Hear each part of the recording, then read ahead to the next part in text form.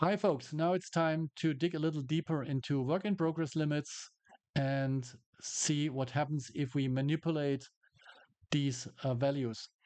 What I have prepared for you is a system that pretty much resembles the system from the last video. It consists of two value chains, alpha and beta, and I have specified the inflow parameters here for each of the value chains. I have set the batch size of iterations to 500. And we also find Rusty, Sally, and Vicky, the workers that are going to do the work in these process steps here.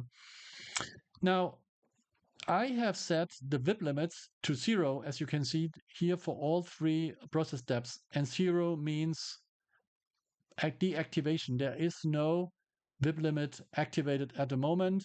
So that means there is no limit for inflowing work items into these process steps. I would say let's run it now and see what happens.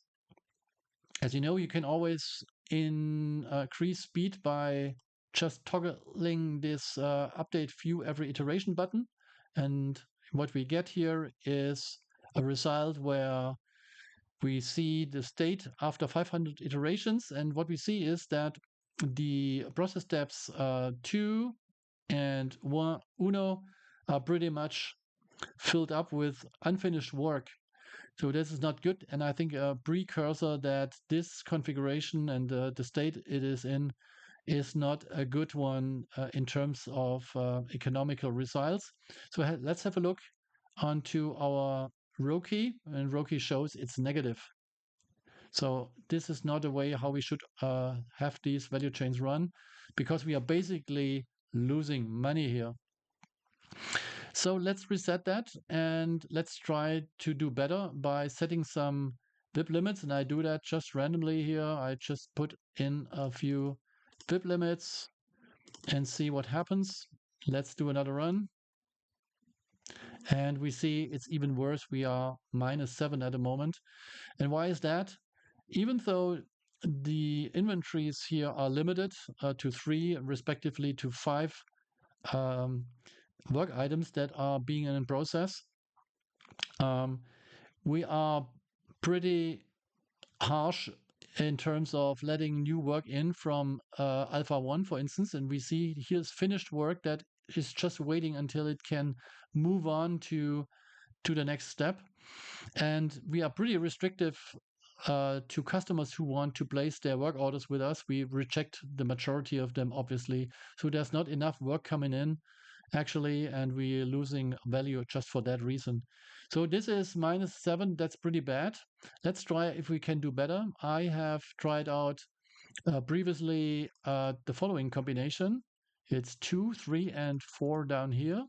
And let's run it again and see whether it improves. Yeah, it's much better here. It's 3.62, and it's a positive result. So it makes sense to run this thing here.